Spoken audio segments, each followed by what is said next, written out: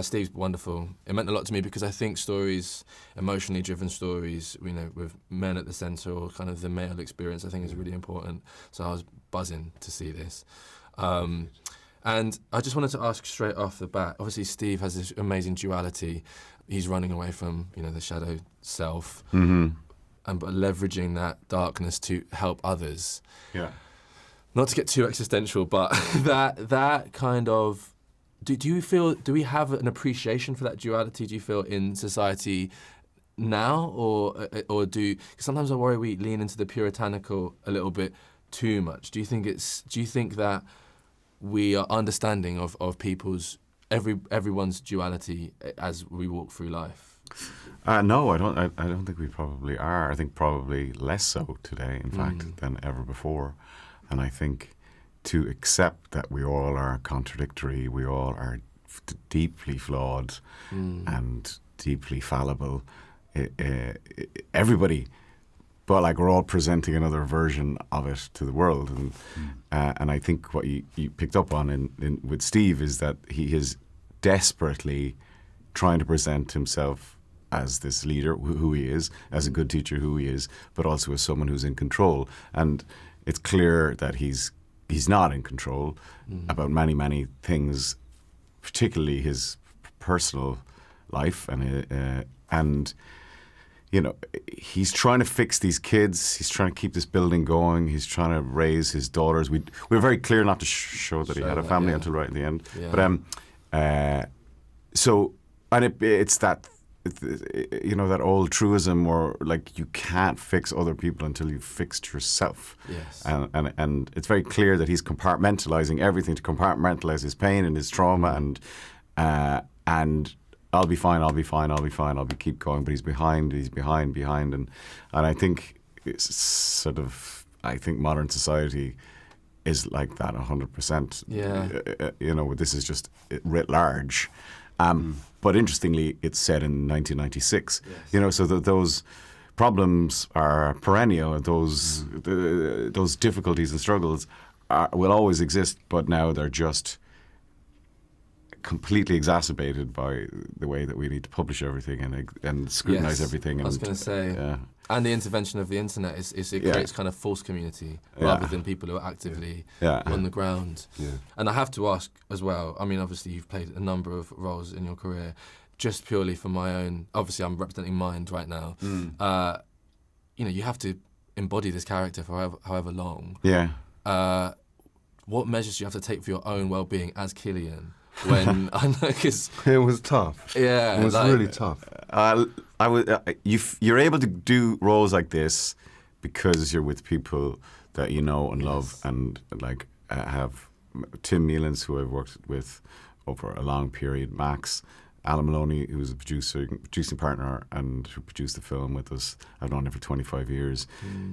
Jay was amazing. We tried to create a very nurturing, it sounds so cliche, but it was, and safe kind of environment. And if you do that, then you can go to those dark places. Yes. And we also shot in sequence so that it's like...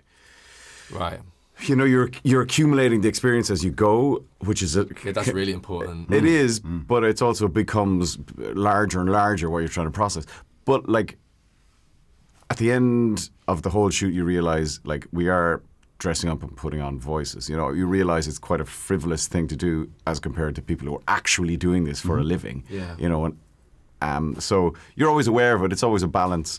But I've been doing it a long time. I can figure. I kind of know how to take care of it, I think. So it's a support system. It's having the right people around you. Make sure you're never.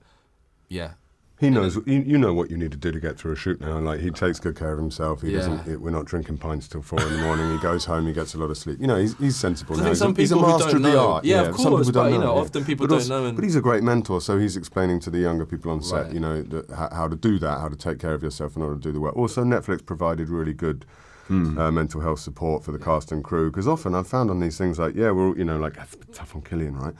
But then there's some guy, laying out masking tape in the back of the thing who's really shook up. And there's something going on for him. People stopped me last night after a screening, and one guy came up to me and said, "I'm a recovering addict, and I need a minute now because I think that's the best depiction I've ever seen of addiction on screen, and I'm just going to go home and sit with that. But you've given me something very, very, very profound. And he's going to need a bit. He's going to need a hug. He's going to need the people around him. Do you know what I mean? Yes, So of that kind of ripple effect of this close observation of human pain is generative and good and important. But we have to take it seriously. We have to be careful. We have to think about it. It's beautiful that you highlighted that you actually just naturally go into the position of mentorship on the basis that a lot of these actors, I mean, some of them I think is their first roles or early roles, is amazing. But then also, you know, you've been in the space of, you know, emotional depth from, I guess, your first kind of creative output, which I did read and loved, and didn't actually necessarily realise that until just before I started doing the research notes. Do you feel that people come to you and Cry. Yeah, something like that, because you know you do from express. I mean, grief is I think one of the most, if not the most important, I guess, language that everyone speaks. Yeah. Giving someone an opportunity to feel seen or heard emotionally. Do people end up coming to you with their problems or and how is that? I'm the luckiest person in the world in that regard, because I'm interested in pain, and I'm interested in the relationship between ecstatic feeling and heartbreak. And we are all in a state of perpetual heartbreak. How could you not be? If you've got a functioning heart and mind, then you're in pieces right now, and that's as it should be. And so, therefore, what are our options for art, for community, for language? So when people queue up at my book signings, and I can see them coming, the ones that are drenched in pain, it's like it's coming off them like an aura, and they tell me why or what the book has meant to them, and I'm careful not to become some kind of grief-eating monster. Yeah, I really want to look them in the eye and hear them and hold that space for them. But it's also, after 10 years of that, I'm full up with it. So I have to do some compassionate separation of the self, you know, in order to it. And as you said so beautifully, I can't remember exactly what you said when you started, but leveraging the dark, I have to deliberately decide to recycle that into positive. You know, my work all has built into it a major chord, an uplift, because there's enough to hammer us around the heart all day, every day. So I want to take you there, show you that, and then give you something more generative, something to grow on, something to feed on, something that might cause a ripple effect of kindness or compassion. And I'm you know, my critics would call me a complete hippie in that regard, or sentimental, but I don't buy that as a criticism. Of course not. You know this working for Mind, like we haven't even tried compassion yet, really, particularly where masculinity is concerned. True. We've tried armour-plated everything. We've tried fascism. We've tried violence. We've tried, cruelty in every possible manifestation we can imagine in this world. But have we really got to work seeing if kindness works, you know? Well, this is why I think the film is important, because, you know, we talk about we can be remedial or we can be preventative. You know, so one thing I love particularly about Steve as a character is he's looking at people who you could immediately identify as just troublesome and being able to see through that. I'm sure you've been asked this a lot, but I really do want to know, is there a version, or have there been versions of Steve or Shola or Amanda that you've been highlighting in this press run? Are there people who you'd want to talk about that were mentors to you? Maybe us. Well, both my parents were teachers. They both retired. So, of course, I didn't take any notice of that when I was growing up. It was just what they did. But, you know, they both worked. They raised 4 of us. And they would, you know, come home from teaching all day long in front of a class of 35 teenagers.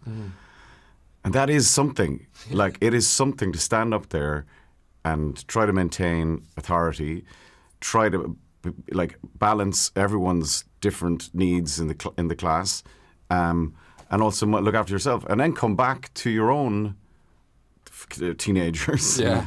And I didn't even think about it, but and they were both doing it. And my grandfather was a headmaster, and all my aunts and uncles are educators. And of course, then I, like everybody else, I went to school, and I was probably a really annoying, kind of not malicious, but just a little bit of a dick, you know.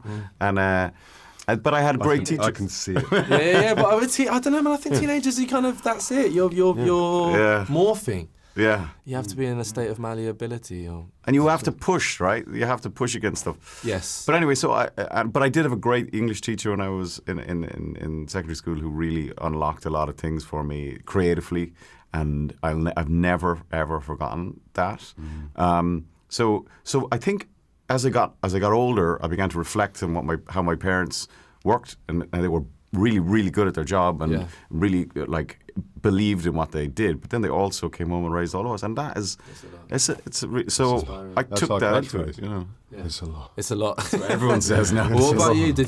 Was there? I'd shout out, just listening to you talk, I'd shout out a recent one, because I've been lucky to have amazing, right from the kind of ghost figure of my dad through like my amazing Welsh Quaker granny. I've had really particularly strong women in my life, very, very, very influential. But I'd shout out a recent one. There's a friend of mine called David Kendall, who runs an organisation called Penned Up, which is takes writing into prisons. And he's been my mentor in prison work. Dude. So he first got me into prisons. And I say got me into, and the echo of drugs is correct there, because I am addicted to that work. It is the centre of everything for me now. You're going to do workshops in prisons? I do it, yeah. Yeah. I've done a bit of that and too. I was a resident. We should talk about it, because when I went back and became a writer in residence in a prison, so that I could not only do the workshops, but I could go back and see how they were getting on, edit their work, really get to know them. That's exciting stuff. It was the best, the absolute best. So Listen, David Kendall, big up. Big up David Love Kendall. that We've guy, got to talk about that. And thank you so much. That's it's Real really pleasure. appreciated. Lovely to chat, man. I'm glad